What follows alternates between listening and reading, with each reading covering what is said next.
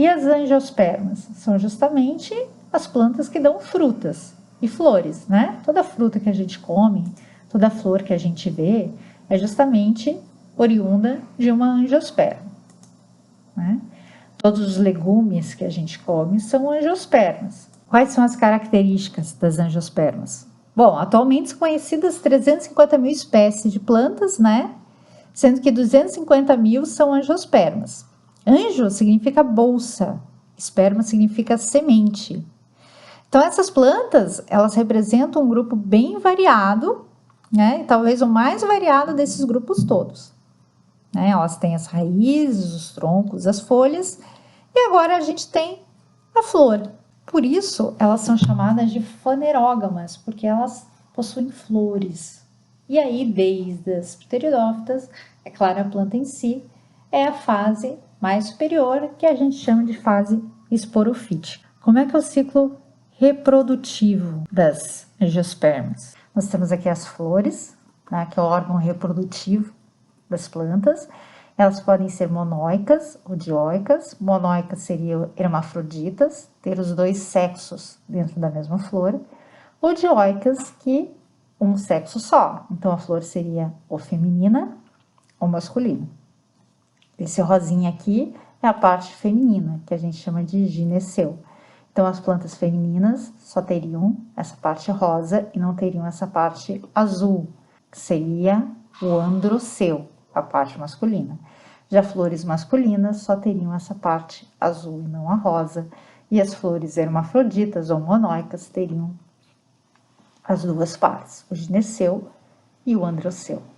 No caso do androceu, que é em azul, nós temos aqui essa estrutura que chamamos de estames. Na ponta desses estames temos as anteras, que são sacos polínicos cheios de grão de pólen. Lá nas anteras ocorre a meiose, onde é formado os grãos de pólen, haploides. Esses grãos de pólen, eles têm o processo de polinização, que ou pode ser por vento, ou pode ser a partir de insetos, ou pode ser a partir de pássaros, ou mesmo a partir de mamíferos como morcego, e chegam à parte feminina da flor. Se for uma mesma flor, pode ser até uma autopolinização, ou outra flor, e aí ela encontra a parte feminina, que a gente chama de gineceu. Quando encosta, ele forma o tubo polínico. Esse tubo polínico, ele é introduzido no gineceu até chegar no óvulo.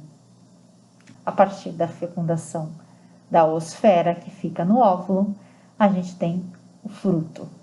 Esse fruto possui a semente, e essa semente, uma vez germinada, ela dá uma planta jovem de novo. Em relação a angiospermas, elas podem ser classificadas em dois subgrupos.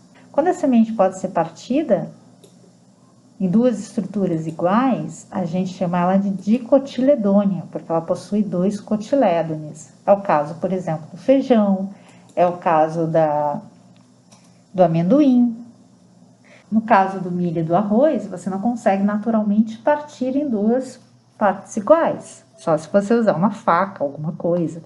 Então, é o caso do milho, do arroz, é o caso de monocotiledôneos. Além dessa diferença de cotilédones, também muda muito o formato das folhas, o formato do caule, da raiz e o número de pétalas nas flores. As monocotiledôneas, como o milho, o arroz, a banana, as folhas das plantas, elas têm nervuras paralelas, uma nervura paralela à outra. Em relação aos caules, os feixes, que são os vasos condutores, eles se encontram dispersos no caule. As raízes, elas são fasciculadas, também a gente chama de adventícias, não tem uma principal e outras laterais, são várias, muito parecidas ao redor. E as flores são trímeras, ou seja, 3 pétalas, o múltiplo de 3. Já as dicotiledôneas, que são aquelas que possuem 2 cotilédones, né? O café, a ervilha, a maçã, o feijão, o amendoim, elas têm nervuras reticuladas. Você tem uma nervura principal e várias nervuras saindo dessas nervuras principais.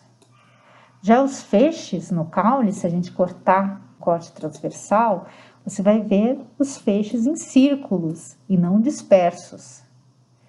As raízes são axiais ou pivotantes, que é uma raiz principal e pequenas raízes laterais em voltas da principal. E o número de pétalas também é múltiplo de 4 ou múltiplo de 5.